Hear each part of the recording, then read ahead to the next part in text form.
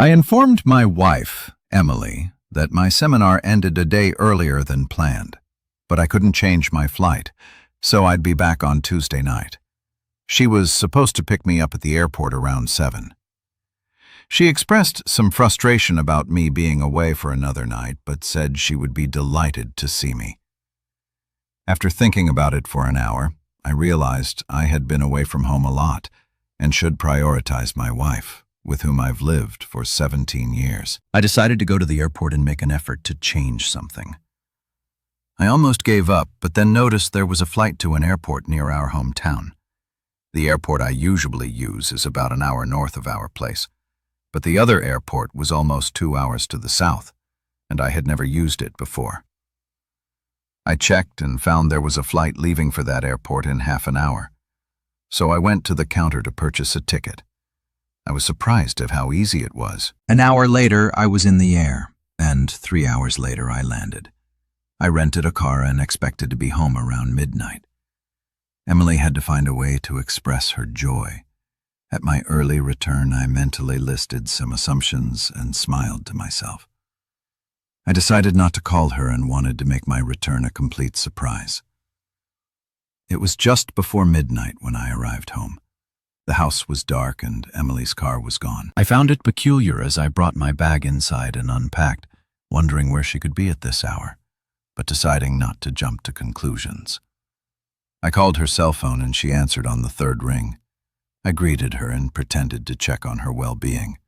She informed me that it was well past midnight and she had been asleep. She assured me that she would be at the airport the next morning at 6 to pick me up. I was puzzled and curious about her being asleep, but not at home. I inquired about her whereabouts, mentioning that I had tried calling our home phone but got the answering machine instead. She explained that she was in bed and that our phone didn't work, mentioning a repairman scheduled for the next day. My head was spinning as I wondered whether she was in bed upstairs. I'd been unpacking in the same room and hadn't seen her. It seemed unlikely that she was blatantly lying to me, but I couldn't help but wonder why. I then informed her that I wouldn't be on the flight and that I'd be staying a few more days. I promised to call her when I had the exact time and day for my return. She expressed her longing for me and asked me to come home as soon as I could. I assured her that I couldn't wait to see her and said my goodbyes. As I finished the call, I couldn't help but notice a hint of laughter in her voice. I dialed my home phone number and it rang. Normally, I would contemplate answering the phone and having a witty conversation with myself, but I didn't have the heart to do it. I went up to our room and searched under the bed and in other hiding spots. I thought to myself, "Ladies and gentlemen, Elvis has left the building." I'm in sales, not rocket science, but my instincts were sharp and I sensed something suspicious. How foolish had I been? Quite foolish. That was my honest assessment. The next morning I got up early and moved the rental car to the other side of the street. Around 700 in the morning I saw Emily's car pull up to the house with a man driving.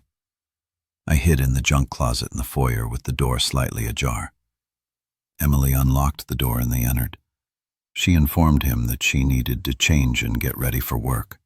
She mentioned getting clothes for the next day to avoid returning in the morning and said she'd be back in 10 minutes. He chuckled and replied that he'd help, but then he'd have to make love to her again. Emily playfully warned him that she'd have to fire him for being late, and mentioned that he seemed to enjoy the fact that she worked under him. She also commented on how his wife considered her the perfect secretary. I couldn't help but wonder what she would say to his wife, considering she found him obnoxious and arrogant. He had only been with the company for a couple of weeks, as far as I could remember. He laughed and mentions that he had already told his wife about Emily, noting that she was the same age as his wife's mother and much lighter in weight. He joked that when his wife saw Emily, he'd have to fire her anyway. He then added that he had informed his wife he'd be house hunting that week and might not be away from the hotel for a couple of days. Emily rejoined them and they shared a laugh. She looked stunning, and her boss was named Mr. Boss. They embraced, and he gave her a slow, passionate kiss. I felt tempted to grab an umbrella from the shelf and voice my disapproval. He suggested that she spend the following night with him, going out for dinner and returning by p.m. He mentioned the possibility of showing her the lodge after talking to the owner. Emily recommended the idea and playfully asked what kind of tour he would like adding. "What if my husband comes home early?" His name was Jeff. Jeff reassured her, mentioning that I would call him to arrange a pickup at the airport, giving him a day's notice. He emphasized that if I didn't call today, I wouldn't be returning home tomorrow. Emily found this satisfactory and replied, suggesting that I was a SEAL and that, in the unlikely event of any issue, I'd probably offer Jeff a beer and apologize for any inconvenience. Jeff in turn suggested that I sounded like a pushover and that his wife would be furious and potentially cause him trouble if he cheated on her. Emily chimed in, saying that fear kept most men in line, though he didn't seem too afraid of his wife most of the time. Jeff responded by explaining that he'd be in deep trouble if he cheated and would be lucky to save his life. He added that his wife was in Houston, which made him feel relatively safe. That's when I stopped listening. As they left the room, my face turned red and I felt my blood pressure rise. Not only had my wife been unfaithful, but she also appeared to dislike me.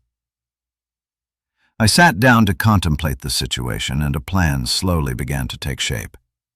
I recalled that Emily had mentioned her new boss was being transferred from the company headquarters in Houston. I needed to find out his name, so I made a few phone calls.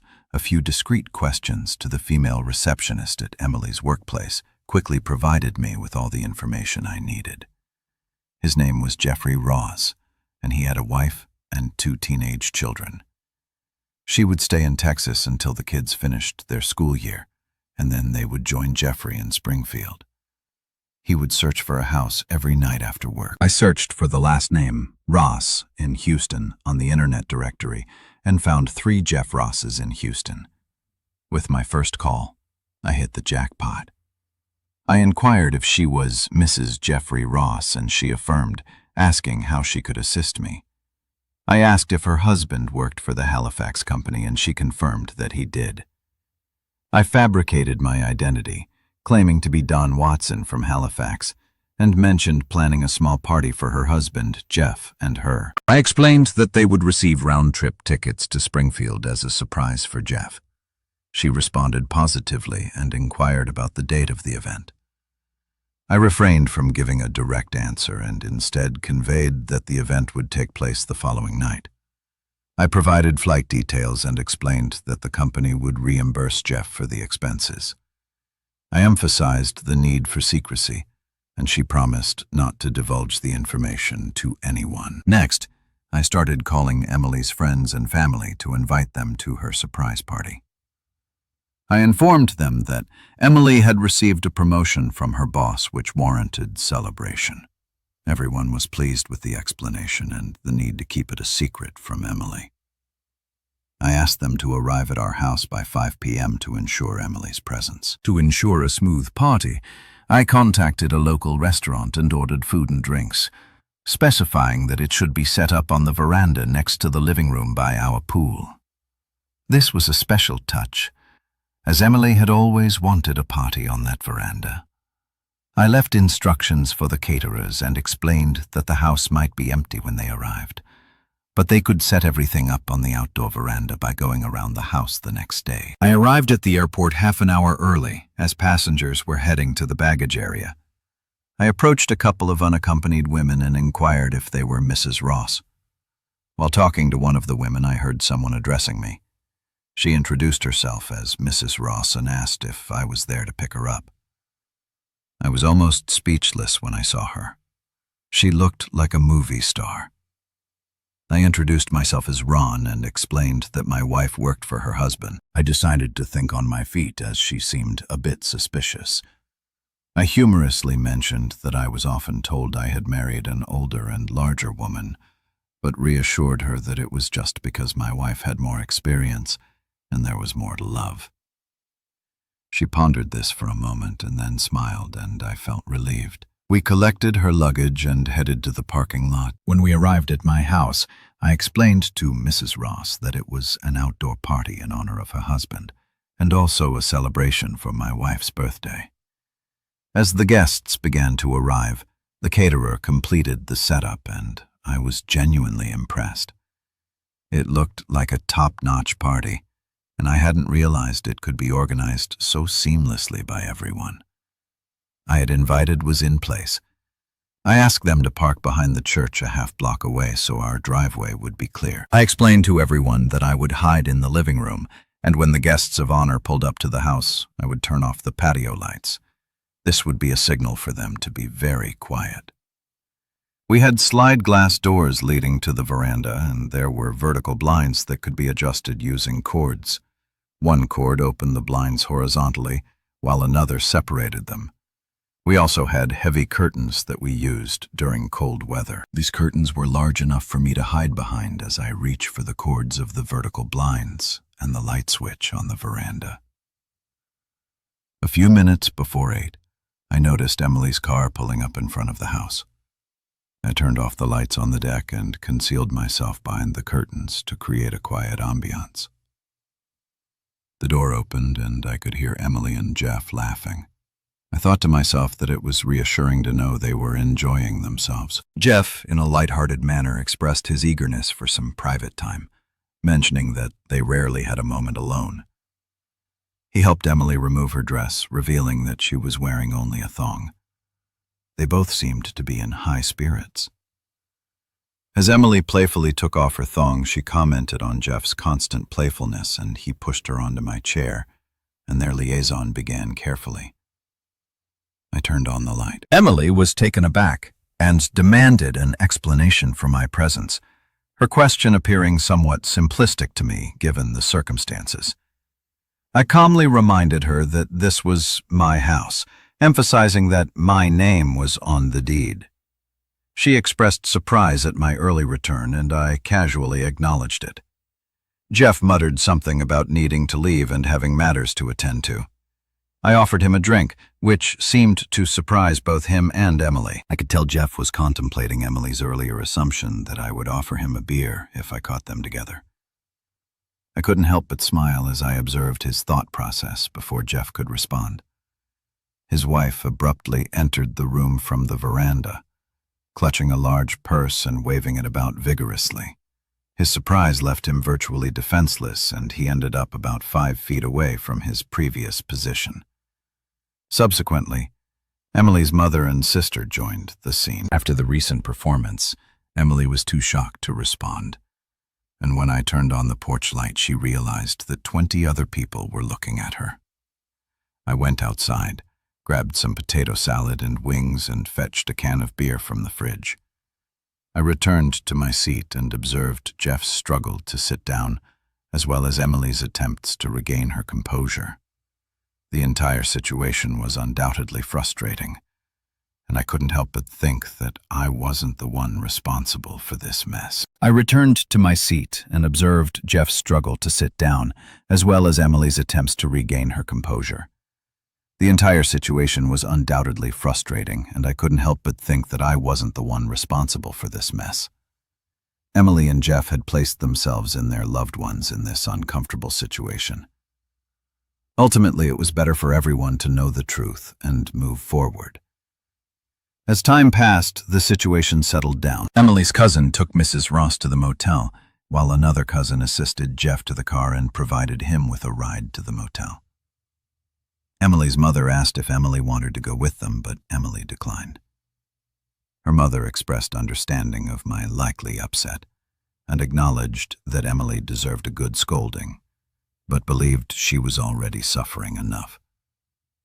Then they departed. Emily hid in the bathroom and I heard the shower running. I've never enjoyed beer and wings so much, sitting alone and reflecting on the events of the evening.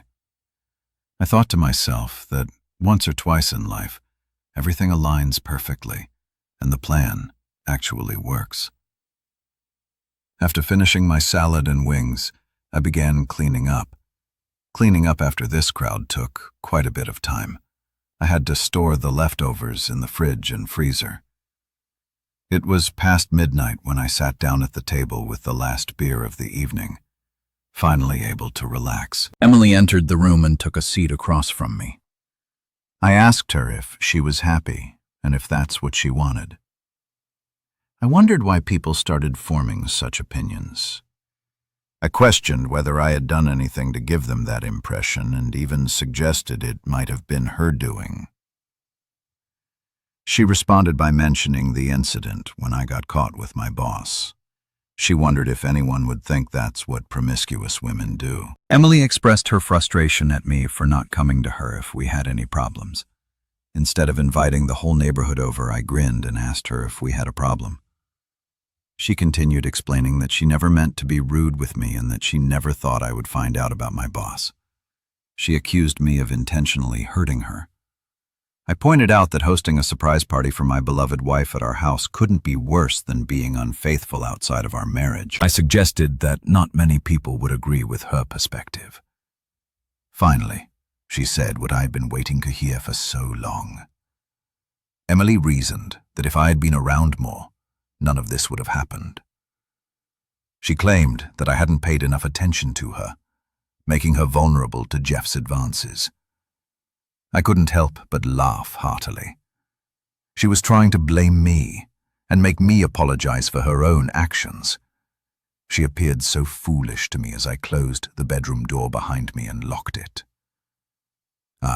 Profound satisfaction washed over me. My chains had been broken. I was emotionally liberated and soon to be legally free. I eagerly anticipated my new life. All right, that was a fun story. Now, let's move on to another exciting one. Stay tuned, and let's dive in. You know, I should be at work right now, but instead I'm surprisingly calm, sitting at the kitchen table enjoying a cup of freshly brewed coffee. I needed this to ease my nerves. I've always found this to be a very soothing routine. I used to do it regularly when our kids were young. I'd wake up about an hour earlier than the rest of the household just to savor the peace and quiet. It was sort of a hobby of mine. I'm Evan Johnson, to be precise. I've been happily married for 25 years. Well, I was happily married until a couple of hours ago. We have 4 children, and the last one moved out last year. My wife seemed to be struggling with what she called empty nest syndrome, I think. So I encouraged her to find a hobby. I think she found one an hour ago. I didn't know his name. She just kept calling him Stallion and urging him on with phrases like, "Do it, Stallion. Come on, baby. I know you can do it." It was odd that the aroma of my favorite coffee filling the house didn't interrupt their activities. Usually when I brewed coffee, my wife Audrey would rush downstairs even before it was ready. However, Audrey seemed quite preoccupied, which might explain why she hadn't noticed the coffee aroma. Yet there were more words exchanged between them. She asked him to tell her how much better he was than her spineless husband, and he replied, "Oh my God, you're so much better."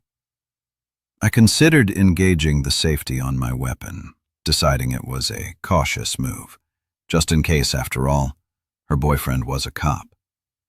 How did I know that? Because when I arrived home early, his uniform and gear belt were scattered across my living room floor, along with all of my wife's clothes. Amidst their passionate exchange, their words were clear. "That's it, baby. Do it for me. Harder. I've never felt anything like this until you came along. And thank God you did." The constant creaking of the bed and rhythmic thumping of the headboard against the wall made it difficult for me to focus on my task at hand. I couldn't be certain how much time I had, but judging by the duration of their activities in what used to be my bedroom, a place I had no intention of entering again, it seemed I had ample time. It was evident to me that this was not their first encounter, as I overheard my wife expressing a desire for increased frequency. "Damn it, baby. We need to find a way to meet 2 or 3 times a week instead of just occasionally.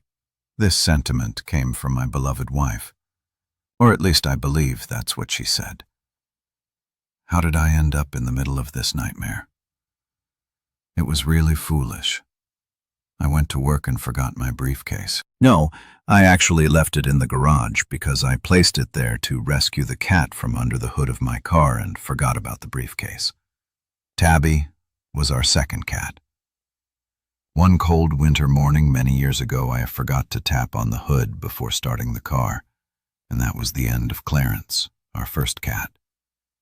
There's nothing like the sound a cat makes when it gets caught in a fan belt spinning at about 1,000 revolutions per minute.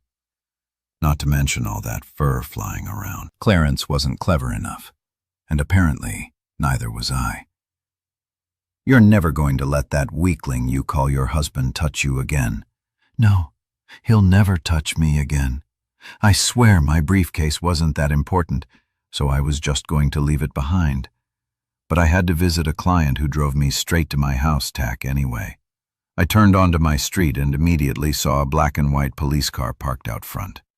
I felt like someone had stabbed me in the heart. I assumed something terrible had happened to my devoted wife. I pulled into the driveway, nearly hitting my wife's brand new silver Lexus LS sedan. Her plaster garden gnome wasn't so lucky. I didn't even close the door and ran into the house. That's how I ended up here drinking coffee. Take me now, stud. Make me feel good.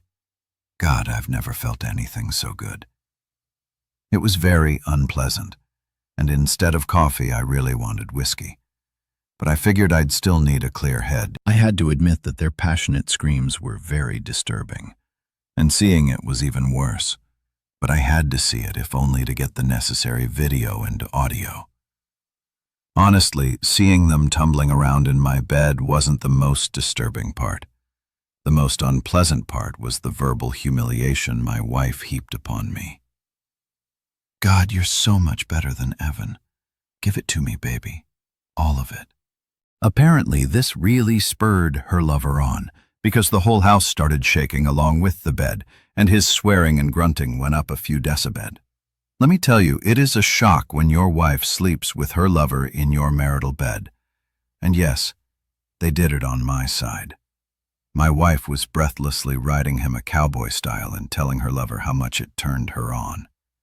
That's when I ran to the bathroom, bent over the toilet, and threw up my breakfast. I was surprised they didn't hear or smell it either. I guess they were deeply focused on their activities. A part of me found it hard to believe, even after witnessing and hearing enough to convince a jury about what was happening. But my wife was 50 years old, and the guy she was sleeping with couldn't have been more than 30. He was in excellent shape, and my wife wasn't much of a match for him. I might not be a nacho man, but come on. Why go for someone else's wife who's in shape? It just doesn't make sense. It seemed to drag on forever, but after about 90 minutes, it suddenly got very quiet. I guess they must have taken a break. Then I heard my wife asking, "What's that smell?" Her boyfriend didn't respond. I just heard her exclaim, "Oh my God." There was a lot of commotion, opening and closing closet doors, dresser drawers, and laundry baskets. I assumed they were cleaning up any evidence of their affair. I made a mental note to get tested for venereal diseases. They saw me at the same time, and Audrey gasped because, well, there I was, and her lover did the same. He glanced at his uniform and seemed dejected. "It's not there, stud." "What? Your service arm? Your boss took it with him when he left." Thoughtful guy. He almost started to disappear right in front of my eyes, and then I saw his lips quiver. In desperation, he dropped to his knees, losing the sheet. In the process, frantically searching through the pile on the floor, he took this too. I think he called it your throwing arm. I guess what really upset him was the fact that the serial number had been removed. That's like 5 to 7 years. Right there, former Officer Stad Johnson looked crushed by this revelation. Like I said, he's a thoughtful guy. We had a nice chat while you two lovebirds were busy upstairs.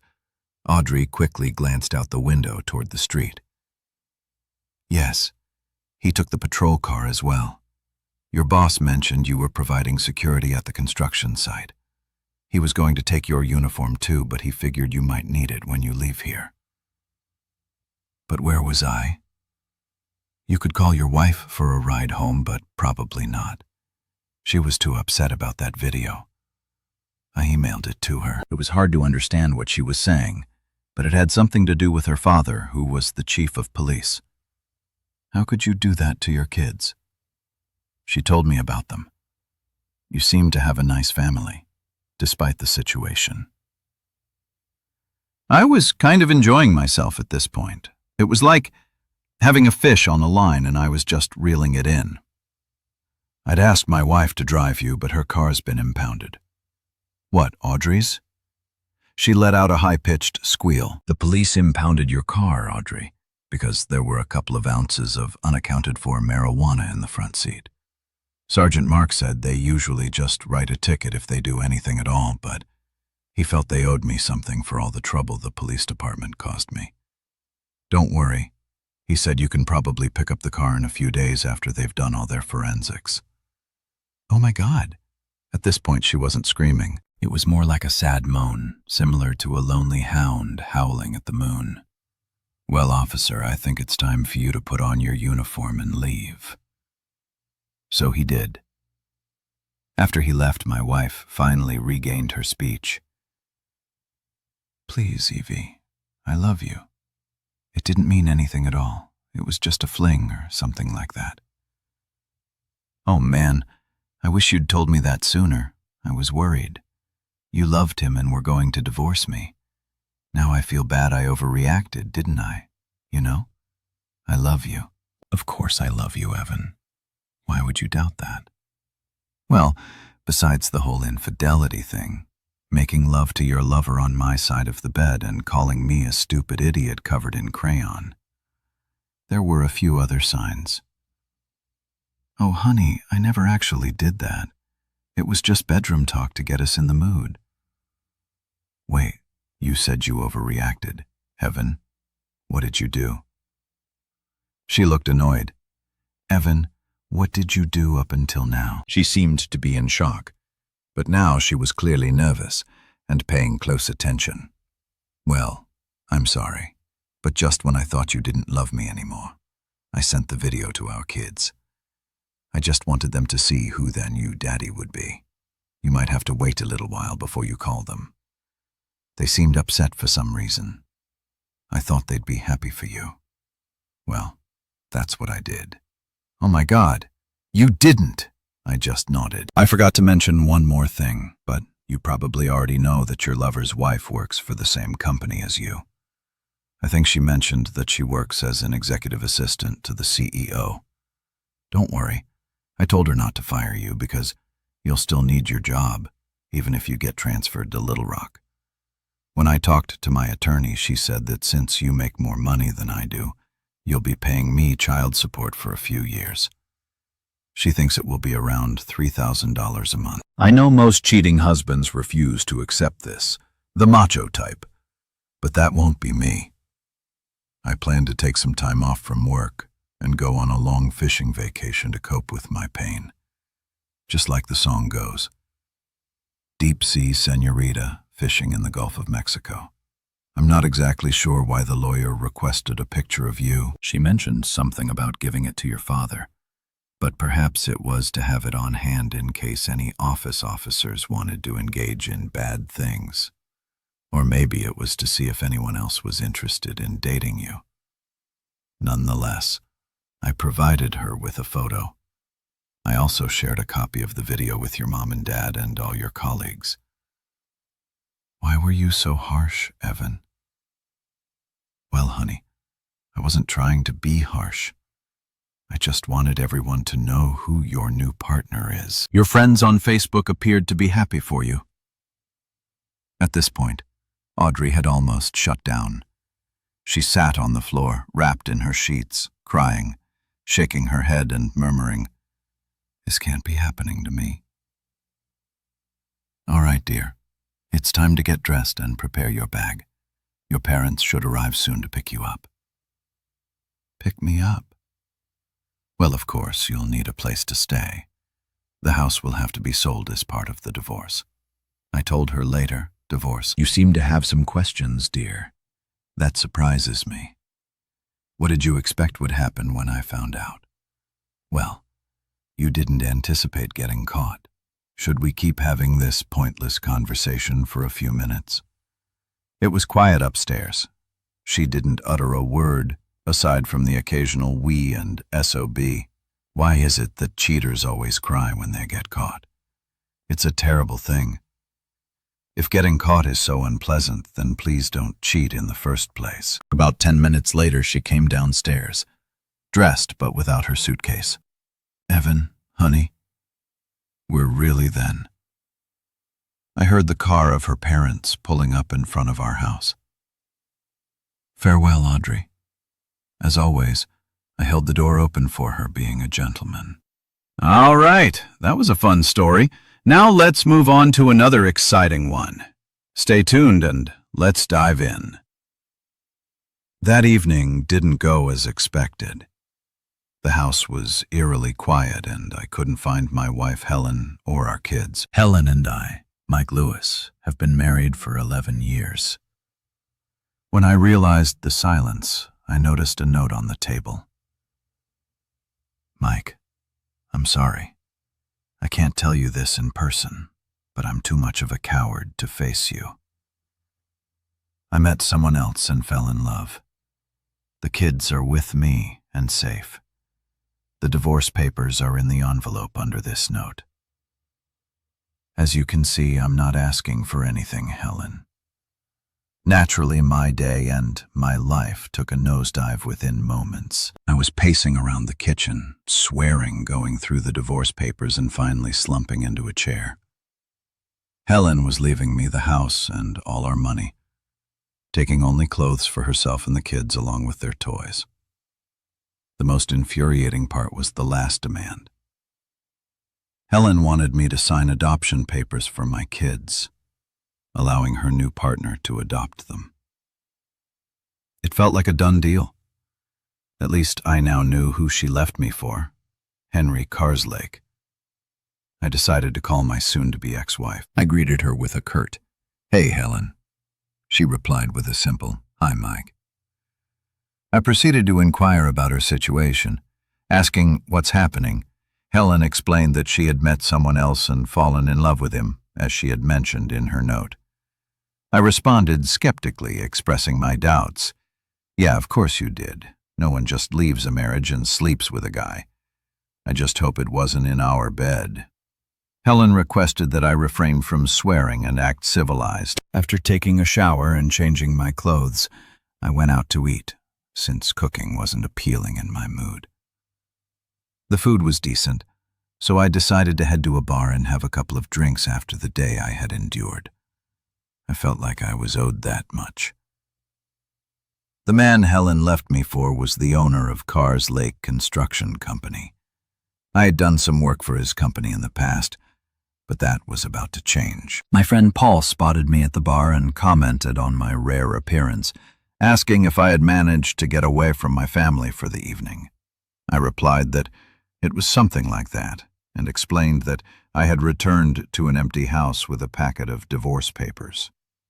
Paul expressed his surprise upon learning that Helen was divorcing me, and commented that he didn't see it coming.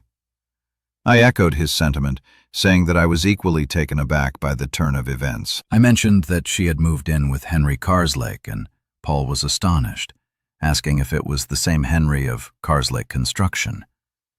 I confirmed that it was indeed the same person, and shared my suspicion that she was in love with him. Paul inquired about my plans, and I declared that I was going to give her a divorce. Since she didn't want anything from me, I explained that there was another form she wanted me to sign, but I had already discarded it. Curious, Paul asked about the nature of that form, and I explained that she wanted me to give the kids to him for adoption, emphasizing that it was not going to happen. Paul shook his head in disgust and made a remark about Carslake. to which I added defiantly that I had been scheduled to start working for him on Monday, but had decided to find another job instead. In the end, I signed the divorce papers, despite Helen's attempts to persuade me otherwise, and she eventually gave up. When the divorce was finalized, Chloe was 10 and Lee was 8. I wanted to get back at Carr's Lake, but I didn't want to land in jail for it. I never showed up for work on Monday, and strangely, no one seemed to press me about it. Part of my revenge on Carr's Lake occurred without my involvement. It stemmed from my conversation with Paul. Word got out, and most local contractors refused to work with Carr's Lake Construction. They saw how he had treated me, so they refused his projects. While Henry found other contractors, they were subpar, and the work quality suffered. After 6 months, my divorce became official. 3 months later, Helen and Goyuk got married. I took care of the kids for a week while they went on their honeymoon. I didn't do it to help them. I just figured a week was better than the limited time I had on weekends. What bothered me was my daughter Chloe's question. "Daddy, why did you send us to live with Mom and Henry?" "What I didn't send you. Your mother took you because she doesn't love me anymore. If it was up to me, you could have stayed here." I responded, clarifying that it wasn't my choice and that I planned to discuss it with Helen. When Helen arrived to pick up the kids, she seemed tanned and cheerful. I told Helen to stop lying and urged her to tell the kids the truth. I warned her that if she didn't, I would. I mentioned that the kids knew I didn't ask her to take them in and that I'd fight for custody if I could. Helen walked away in frustration. Life as a single man felt strange after being married for so long. Some friends tried to set me up on dates, but I didn't feel like dating. I wanted love, but wasn't in the mood for dating. Little did I know that my life was about to change. My neighbors were Gary and Emily, who had moved in just after Helen left. Their house was a good deal for them, but needed a lot of work. Emily worked as a secretary, and Gary was a retired Army man. We got along well, and they seemed like a nice couple. Whenever we crossed paths, we had friend conversations. Tragedy struck when Gary had a sudden health crisis at work. Paramedics and a doctor arrived quickly, but Gary was pronounced dead at the scene. The autopsy revealed he had died from a subdural hematoma. Emily was left in distress and alone. I offered her my sympathy, and since her parents were on vacation, I walked her home and poured us drinks. I listened to her as she sobbed and shared her future plans. Emily cried and fell asleep on my couch. I covered her with a blanket and slept in a chair in case she woke up during the night. The next morning, as Emily was leaving, Helen was dropping off the kids. "Good to see you're not wasting any time, Mike." "Come on, Helen. The poor woman just lost her husband." Helen glanced at me, then turned to talk to the kids. Later that day, I explained to them why Emily was leaving the house. Chloe seemed sad, and I don't think Lee fully understood. Emily later invited me to attend Gary's funeral, which I did. Thankfully, in the UK, mortgages are insured, so Emily wouldn't be left destitute. This was little comfort given her loss. Emily's parents returned from Europe and spoke to me after the funeral. I assured them that I would look out for Emily since, apart from my co-workers, I was her only friend. I offered to help with minor household tasks to keep her place in a livable condition. The next time Helen picked up the kids, she remained in the car, which was fine with me since I had no desire to talk to her. Emily and I spent a fair amount of time together, not as a couple, but as friends, supporting each other. About a year later, I heard Lee chatting with Emily in the garden. I called out to him, asking him not to be a pest, but Emily said it was okay. As she hung laundry on the clothesline, I suggested to Emily if she would like to have dinner with us that night. Lee wanted Emily to join us, and we all shared a laugh. After dinner, Emily helped me prepare dinner, and it was clear she was skilled in the kitchen. After dinner, she assisted with the cleanup and sat with us for a while before heading home. I thanked Emily for dinner and for accepting the invitation. As she left, Chloe asked me with a smile if Emily was my girlfriend. I replied to Chloe that Emily was just a friend and neighbor, though secretly I thought it would be nice if she were my girlfriend. I kept that to myself, away from the kids. On a Sunday afternoon, Helen picked up the kids. I knew they would tell her about Emily joining us for dinner, and I was right.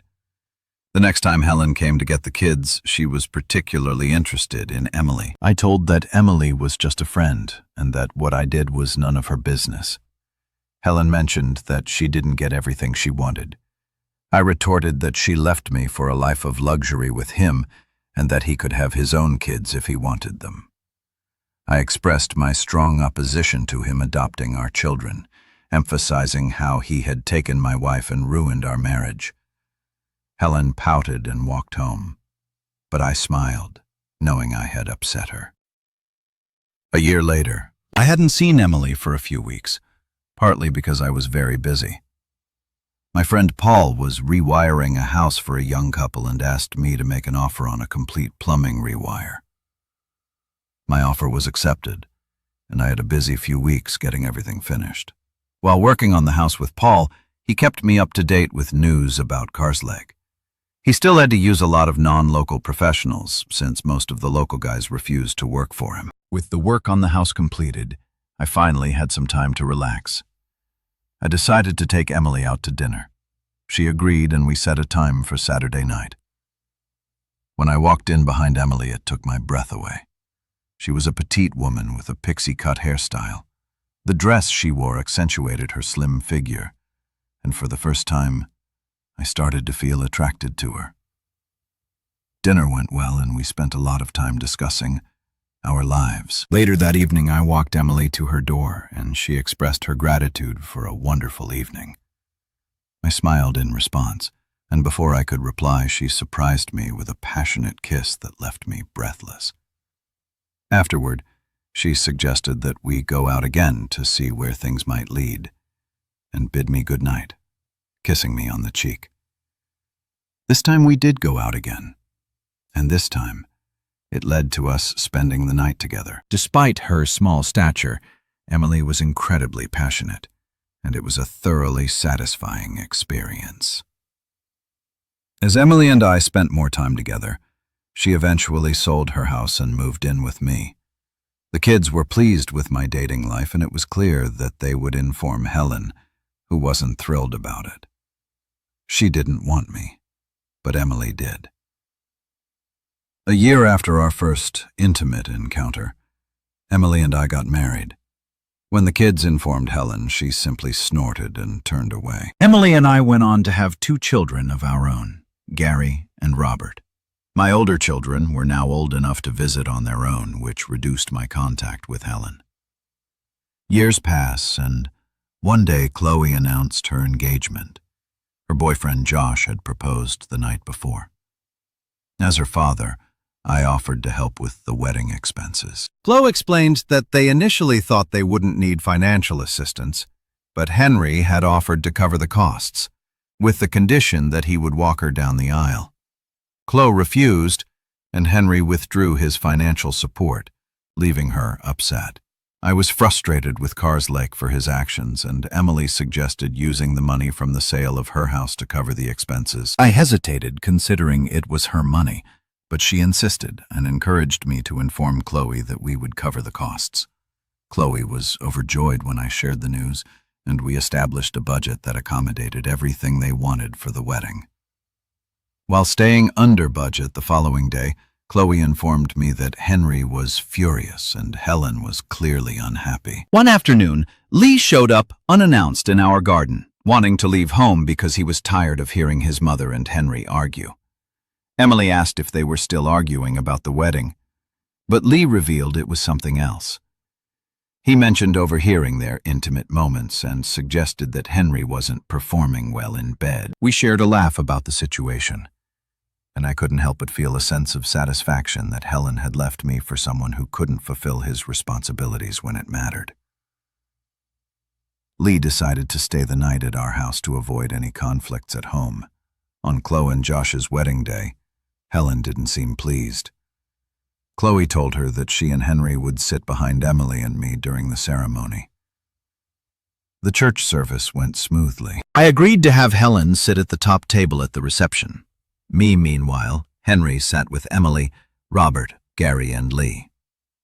After all the speeches, the caterers removed a few tables to make space for dancing. Josh and Chloe led the first dance, and Emily and I joined them along with Helen and Henry. Later, we found ourselves at the bar, and Gary and Robert were sitting with one of Chloe's bridesmaids and her children. Lee asked Emily if she wanted to dance, and I encouraged him to go for it. Helen took the opportunity to approach me, clearly having had a few drinks, and I had a sense that this encounter might not end well. She began commenting on Emily and me, remarking how young Emily looked and how she hadn't aged, despite being the mother of 2 boys. Helen then went on to criticize Emily's appearance, mentioning her weight and attire. I reminded her that we were divorced and she no longer had the right to comment on my life. Helen continued to make derogatory remarks about Emily, and I defended my wife, telling Helen that Emily was more of a woman than she ever was. I even hinted at my satisfying, intimate life with Emily. Helen was left stunned as Henry joined the conversation. I pointed out to Helen that when she left me, she thought she was trading up for something better, and maybe she was, or wasn't. But I had moved on. I had my own life, a loving wife and 4 wonderful children. I walked away, leaving Helen and Henry to their own devices. Emily and I danced to slow music, and as we danced, she asked me about the exchange at the bar. I told her to kiss me, promising to explain. Later, we shared a kiss, knowing that Helen was watching. After breaking the kiss, I smiled at Helen, who turned away to order another drink. As I looked at Emily, I couldn't help but think that I had indeed traded up for something better in my life.